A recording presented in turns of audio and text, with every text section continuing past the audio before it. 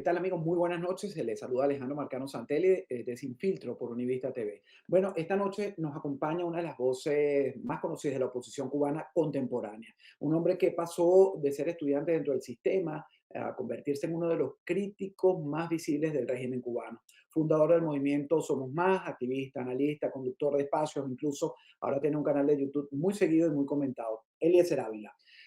Amigo además de la casa, ha vivido en carne propia la persecución de ese régimen, el exilio y la evolución del modelo castrista durante las últimas 2 décadas. Antes de comenzar a grabar, comentábamos, Eliezer, y bienvenido, déjame ponerte por aquí, ya va. Comentábamos que están pasando muchas cosas y yo te dije, necesito que me ayudes a entender qué es lo que está ocurriendo con la Cuba. Hay muchos rumores, hay muchas verdades, medias verdades y bastante de lo que no conocemos, que es el trabajo de la administración Trump y lo que debe estar ocurriendo actualmente. Primero te saludo, te doy las gracias. Teníamos mucho tiempo que no conversábamos.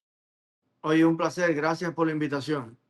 Bueno, te Igual. cuento que yo creo como la mayoría de los cubanos y un poco también los venezolanos, no sabemos cómo va a ser el final de esta historia. Pero bueno, hablamos también siempre desde el dolor, pero desde la esperanza, sobre todo mucha esperanza. Yo estoy convencido de que el régimen no va a sobrevivir a esta temporada. Estoy convencido de que va a caer con una convergencia de esfuerzos, no solo de la administración de Estados Unidos, sino desde adentro también. Lo que pasó es que ya había en Cuba protestas bastante fuertes hace muy poco y estaban ganando intensidad. Luego, con ciertas declaraciones de Marco Rubio, de Trump, Cuba Next, siento que en todos los países, Irán, Venezuela también, cada vez que se siente inminente una acción de los Estados Unidos, es algo que habrá que ver desde la sociología, pero paran las protestas. Es como que la gente dice, coño, no voy a poner yo el sacrificio del muerto, como dicen, a última hora, si a fin de cuentas los americanos van a liberar el país y bueno, tengo que sobrevivir esta etapa para poder vivir la libertad. Y de alguna manera la gente se pone en modo espera, a ver qué va a pasar algo. Pero lo cierto es que lo de Irán se ha complicado, está bien enredado ese asunto ahí. Y bueno, ahora anunciaron la guerra contra los carteles en México, se nos cuelan la gente adelante. Nada más se lo perdonamos a Venezuela porque estamos en igual situación.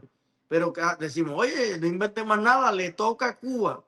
Lo cierto es que ahora hay como de nuevo un silencio, no hay cosas nuevas pasando en cuanto a lo que vaya a hacer la administración Trump y vuelven las protestas.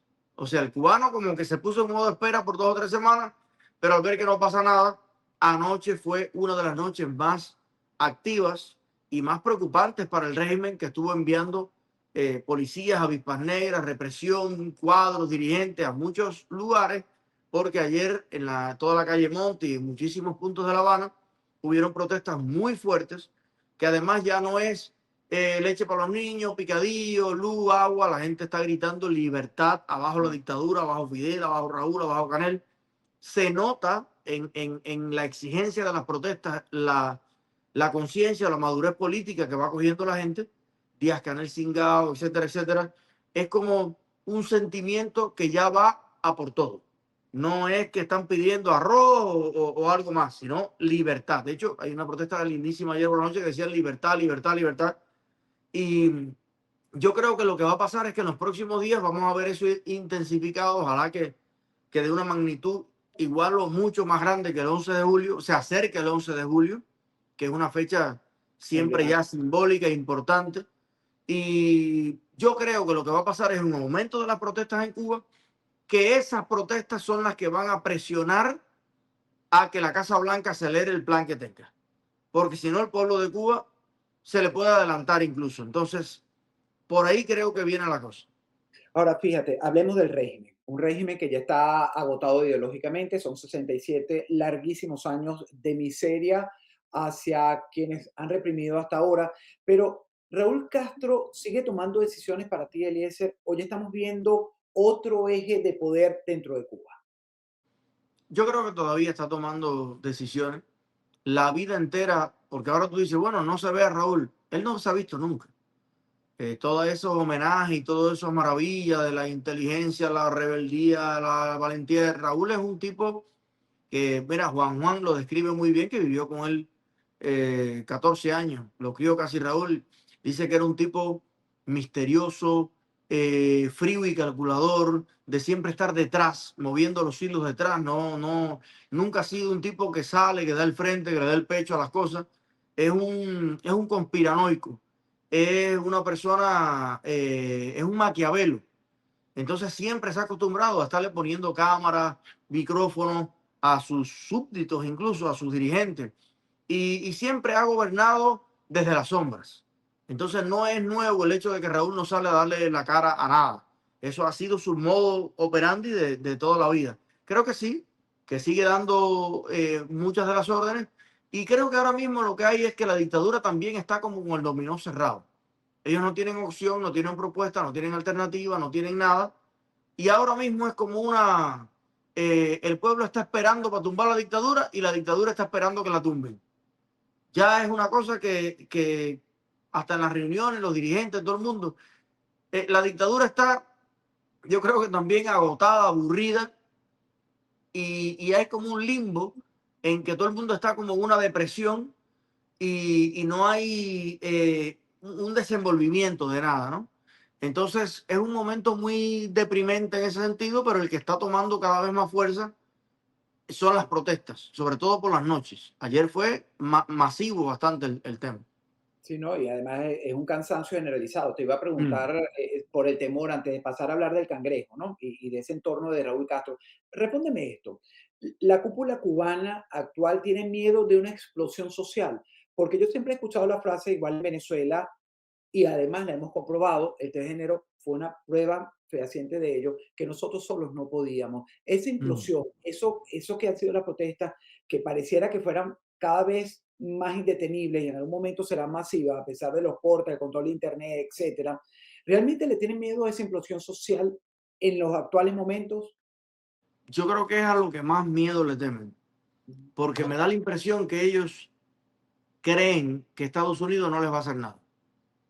Ellos primero deben tener aquí todavía muchos espías y penetración en muchos lugares, deben tener información privilegiada y están apostando a llegarle a Trump sorteando a Marco Rubio. Le han enviado cartas con empresarios, etcétera, proponiéndole negocios. Ahora estuvo allá un republicano de Island Road, por allá cerca de New York, que se está postulando y estuvo allá hablando con el cangrejo. La apuesta de ellos es a que Estados Unidos no le haga nada y que más bien lleguen a un acuerdo que los mantenga ellos en el poder y que Trump se enfoque en los negocios. Ahora, con el que no hay negocio es con ese cubano que ya no aguanta más, que no ve una mejoría en nada, no hay agua, no hay luz, no hay comida, no hay nada. Y ese estallido social es en realidad lo más peligroso que le puede pasar a la dictadura. Y yo creo que sí, que ellos están apostando todo al poquito combustible que tienen, a todo apostarlo a la represión. Tú conociste, Eliezer, de cerca a mucha gente del entorno del poder cubano. ¿Quién es realmente ese llamado cangrejo? Bueno, yo a lo que más llegué fue a estudiar en la universidad. Normalmente, o sea, nunca ocupé ningún cargo, ni fui dirigente, ni nada de eso, pero, o sea, y no los conozco a ninguno de ellos. Pero por lo que he escuchado, es un muchacho que nació hasta con un problema mental de retraso. Él estudió en escuelas que son especial para eso.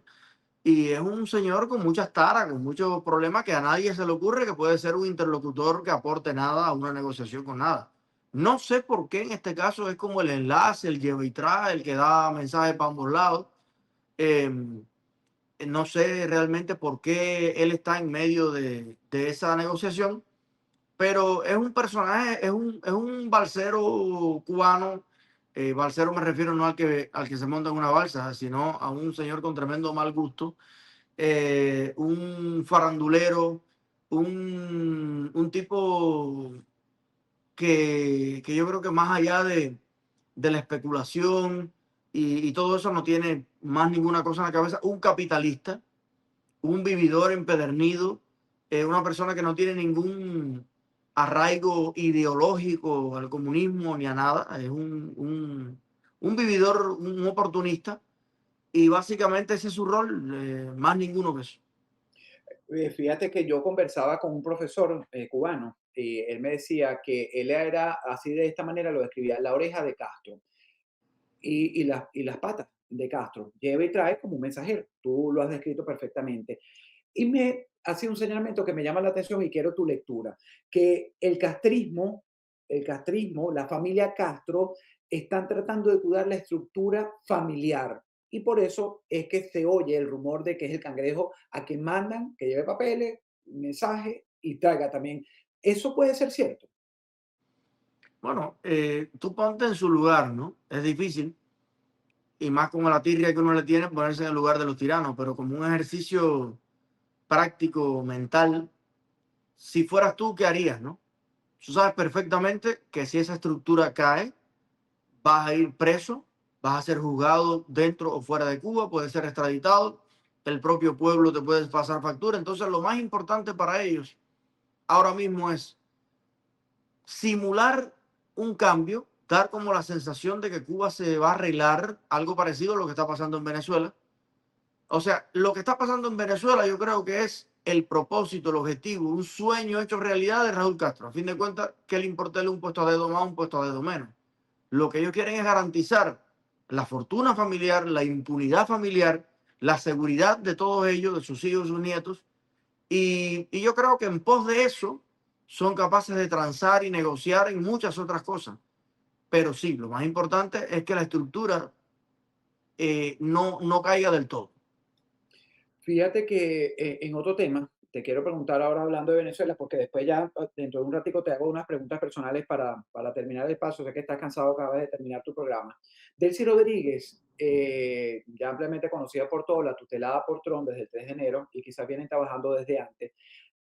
Dos preguntas. ¿Te parece ideológicamente una figura ideológica, mejor dicho, o una operadora pragmática del poder obedeciendo órdenes? También la segunda, he escuchado al antiguo exilio aquí en varias coberturas de prensa que ellos no quieren una Delcy Rodríguez en Cuba. ¿Qué crees tú? ¿Habrá un personaje que pueda fungir de ello y desmantelar con un trabajo desde Estados Unidos a la estructura de Gaesa, todo lo que es Gaviota, todo eso que ha sido el poder que ha imperado en Cuba por 67 años?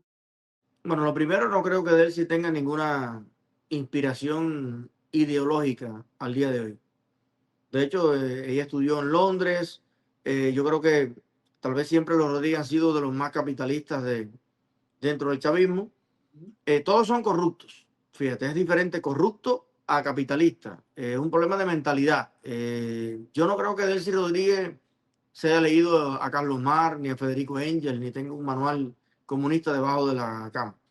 Creo que todo lo que quieren es simplemente dinero, fortuna y poder. Y sí, me inclino por la versión de que es una operadora pragmática que está haciendo lo que pueda para extender su influencia y garantizar su impunidad y su riqueza. Más nada. En el caso de Cuba, yo creo que la apuesta va a ser una transición más como Rusia. Una transición donde Gaesa se convierta finalmente en propiedad privada, formalmente, propiedad privada. Tal vez inventen algún proceso como de licitación, fraude, algo así, en que lo de Rusia, repito, ese grupo de apoyo que lo creó desde Stalin, que eran gente muy cercana a él, que eran los que tocaban el dólar, hicieron una estructura de empresas internacionales muy parecida a lo que hace Cuba. Pero cuando cayó Rusia en este caso, después de la Glasnost, esa gente pasaron a ser dueños. Hoy muchos de los oligarcas rusos de la energía, del petróleo, de grandes industrias, eran cuadros en el pasado, que se quedaron con propiedades de empresas. Entonces es probable que en esa nueva Cuba capitalista y que probablemente ellos, estoy hablando del sueño de ellos, no de lo que vaya a pasar, ellos la ven como que ellos pasan de ser la, la dictadura militar a la oligarquía dominante. En la práctica es más o menos igual, pero eh, ya van a ser millonarios no por un problema de que no haya elecciones o etcétera, sino porque, coño, son empresarios. Y creo que eso sería el ideal de Gaesa al día de hoy. Eliezer, cuando miras aquel famoso momento emblemático en la universidad enfrentando a Ricardo Alarcón, ¿sabías que tu vida cambiaría para siempre? En ese momento no, solo era una persona con muchas dudas honestas que quería buscar respuestas. Creo que los golpes de la vida y de la dictadura fueron los que me fueron abriendo cada vez más los ojos a la verdad, que gracias a Dios muy rápido pude ver que literalmente es la que llevo defendiendo 20 años de los 40 que tengo. Y, y no, en aquel momento no era, en un principio, ¿no? Cuando hablé con Alarcón, tan consciente de lo que hoy he podido ver y comprobar en la libertad. Pero bueno, sí fue la bisagra, por así decirlo, que detonó toda la represión y con la represión la conciencia, ¿no? De que estaba eh, en una, en una bomba, sentado en una bomba de tiempo que cuando eres un niño no la ves. Pasas hambre, pasas mucho trabajo y todo eso, pero estás para la física, para la matemática, no para la discusión política, ¿no? Creo que tuve la suerte de que eso pasara conmigo y luego entonces era el joven con más conciencia política de mi generación. ¿Qué es lo que más te duele de la Cuba de hoy? Bueno, mi propia familia.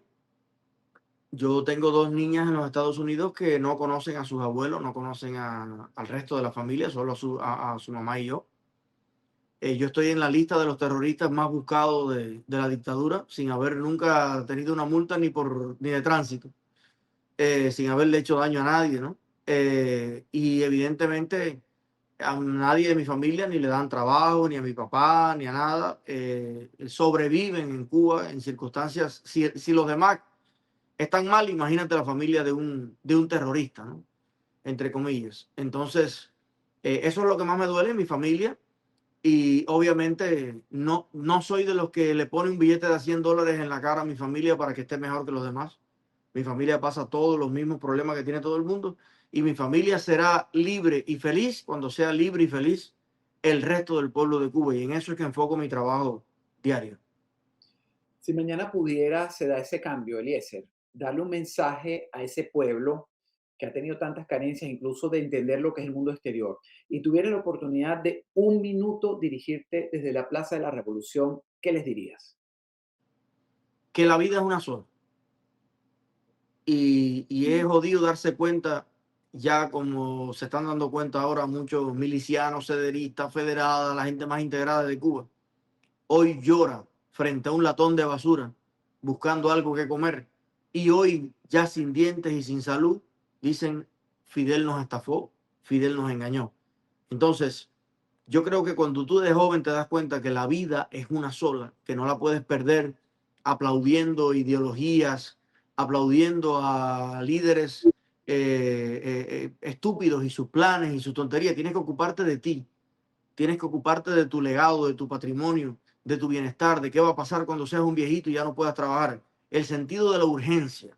Los planes no pueden ser quinquenales, en 10 años, el 2030, la vida será mejor, la revolución garantizará. No, no, no. Es que me ofreces hoy. Hoy como tu proyecto político me beneficia para que me vaya mejor. Y nunca creerle a más nadie que promete el paraíso en el futuro.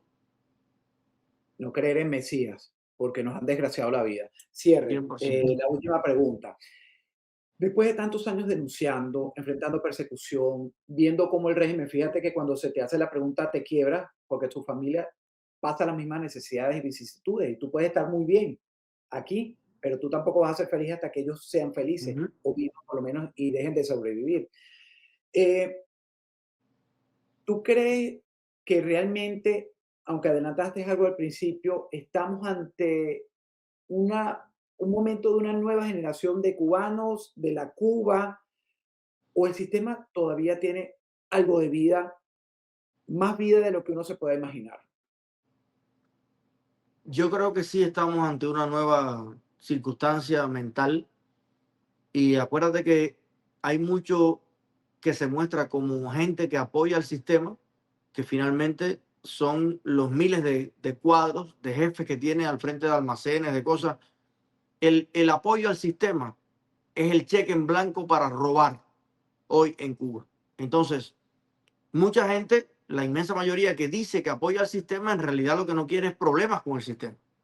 Pero eso de que las masas están del lado de los vencedores, le sirve a ellos, pero también le sirve a la libertad. Una vez que la gente ve que la dictadura va a caer inminentemente, todo el mundo se pone del lado de la libertad. Desgraciadamente los pueblos también son oportunistas en eso. Están los héroes que van delante cuando nadie escucha, pero están los que están mirando a ver para dónde se inclina la balanza.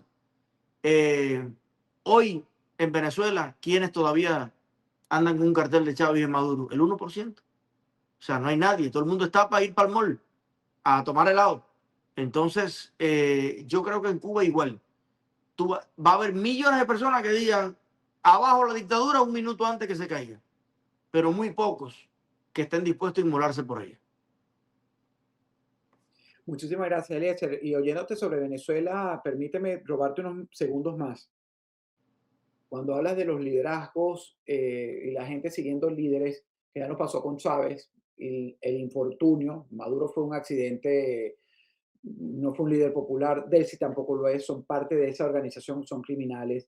El venezolano sufre de la misma enfermedad, de que creen líderes, mesías, y a través de esa creencia los engañan.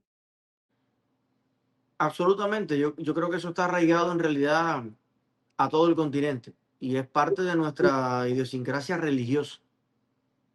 Los comunistas dicen que Dios no existe, ellos son los más ateos del mundo, pero en realidad son los más religiosos y fanáticos del mundo, porque de hecho yo creo que Dios ha dado mucho más muestras de su existencia, de milagros, de cosas en la vida de todos nosotros. El comunismo nunca ha funcionado en ninguna parte y no tiene ningún éxito.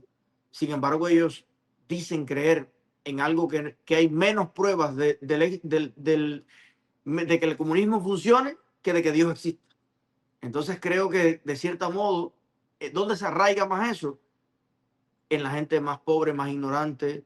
Tú te das cuenta que a veces el más pobre es el más comunista. Y el que más dispuesto a reprimir está es un miliciano que le faltan todos los dientes. Entonces, en cierta medida, todo eso se conecta junto y los líderes, los caudillos saben que el pueblo de América Latina es muy religioso y usan esa misma religiosidad, fíjate, para usarla a favor de ellos mismos. Es sencillo, es cambiar al Dios, cambiar a Cristo por Chávez o por Fidel y van a despertar parecidas pasiones. Entonces, yo creo que no es que hay que dejar de ser religioso, pero hay que dejar de ser fanático. Hay que ser racional. Y en la medida en que seamos más cultos, más educados, más prósperos y más racionales, nadie nos va a vender humo nunca más. Así es, gracias, Eliezer Ávila, por habernos acompañado. Gracias por tu tiempo, gracias por la amistad y gracias por la lucha por la libertad de nuestro pueblo, que yo sé que la compartimos enormemente. Este es tu caso, Univista TV. Volveremos a hablar, prométemelo, cuando esto caiga. Que esperemos sea pronto. 100%. Un abrazo grande. Igualmente, gracias, Eliezer Ávila, amigo, y a ustedes gracias también por habernos acompañado en la noche de hoy. Bueno, Cuba ya no es solamente una isla tapada en el pasado, Cuba es un laboratorio de control político, de miedo, de vigilancia y de supervivencia del poder, pero así es, y es la fotografía como nos las ha retratado nuestro invitado en la noche de hoy, Eliezer Ávila. Yo me despido hasta mañana, soy Alejandro Marcano Santelli y esto fue Sin Filtro por Univista TV.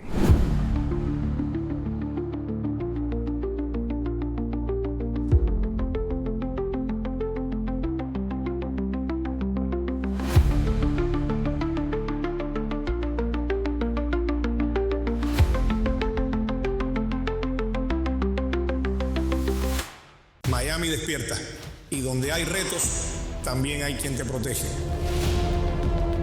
Después de un alza histórica en los seguros en los últimos años, asegurar un auto se convirtió en un reto.